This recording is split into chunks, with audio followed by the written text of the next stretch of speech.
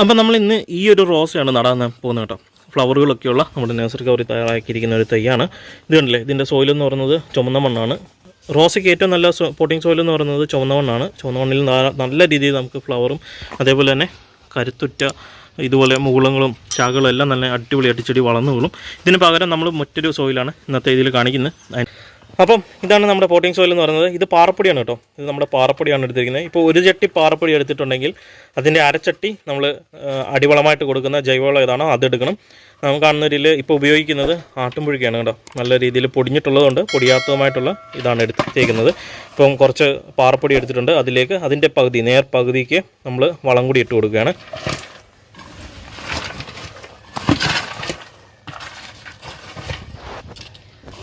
എന്നിട്ട് ഇത് നല്ല രീതിയിലൊന്ന് മിക്സ് ചെയ്തെടുക്കണം. പിന്നെ നമ്മളൊരു ചെടിച്ചട്ടി എടുത്തിട്ടുണ്ട്. നമ്മുടെ റോസിൻ്റെ വലിപ്പം കാര്യങ്ങൾ അനുസരിച്ചിട്ട് വേണം ചെടിച്ചട്ടിയുടെ സൈസൊക്കെ തീരുമാനിക്കാൻ. അതിനുശേഷം അതിനകത്ത് ഡ്രൈനേജ് ഹോളുകളും കാര്യങ്ങളൊക്കെ റെഡിയാക്കി ഒരു കാരണവശാലും വെള്ളം കെട്ടിക്കിടക്കില്ല ഇതിൻ്റെ ചോട്ടിൽ. അപ്പോൾ ആ രീതിയിൽ നമ്മൾ ചെടിച്ചട്ടിയും തയ്യാറാക്കി എടുത്തിട്ടുണ്ട്. ഏറ്റവും ചോട്ടിൽ ഒരു ലെയർ നമ്മൾ കരിയിലയാണ് കൊടുക്കുന്നത് കേട്ടോ. കരിയില ഇടുന്നതിന് കാരണം എന്ന് വെച്ച് കഴിഞ്ഞാൽ വെള്ളം അടിയിൽ ചെന്നിട്ട് കെട്ടിക്കിടക്കാതിരിക്കാനും അതേപോലെ തന്നെ നമ്മൾ റീപോർട്ട് ചെയ്യേണ്ട സമയത്ത് തിരിച്ച് ചെടിച്ചട്ടി ഒന്ന് എടുത്തിട്ട് തട്ടുമ്പോൾ നമ്മുടെ ചെടി ഒരു പ്രശ്നമില്ല, അതൊന്ന് വേരൊന്നും പൊട്ടാതെ നമുക്ക് തിരിച്ച് അതേപോലെ ഊരിയെടുക്കാൻ പറ്റും എന്നുള്ളതാണ് ഈ കരിയില ഇട്ട് കൊടുക്കുന്നത്. അതേപോലെ തന്നെ ഇതിന് പൊടിഞ്ഞ് ചേരുന്നതിനനുസരിച്ച് വളവും ആകുന്നുണ്ട് എന്നുള്ളതാണ്. അപ്പോൾ നമ്മൾ അന്നേരിൽ കരിയില ഇട്ടു. അതിൻ്റെ മുകളിലേക്ക് കുറച്ച് നമ്മുടെ പൊട്ടി മിക്സർ ഇട്ടിട്ടുണ്ട്. അപ്പോൾ നമ്മൾ നഴ്സറി കവർ പൊട്ടിച്ച് ചെടി പുറത്തെടുക്കുന്ന പരിപാടിയാണ്. ഇപ്പം റോസൊക്കെ പൊട്ടിക്കുന്ന സമയത്ത് ഇത് കണ്ടില്ല, ഇതിൻ്റെ വേരൊക്കെ പുറത്തോട്ട് ഇറങ്ങി കിടപ്പുണ്ട്. അതുകൊണ്ട് തന്നെ നമ്മൾ ഏറ്റവും അടിയിൽ നിന്നാണ് ആദ്യം പൊട്ടിച്ചു വിടുന്നത്. അപ്പോൾ നമ്മൾ അടിവശത്തെ കവർ ആദ്യം കട്ട് ചെയ്ത് വേരൊന്നും കുഴപ്പമില്ലാതെ എടുത്തതിന് ശേഷം മുകളിലേക്ക് പോന്തിയാണ് റോസയുടെ കവർ പൊട്ടിക്കുന്നത്. അതിനുശേഷം നമ്മളിപ്പോൾ നടാനുള്ള പരിപാടിയിലാണ്.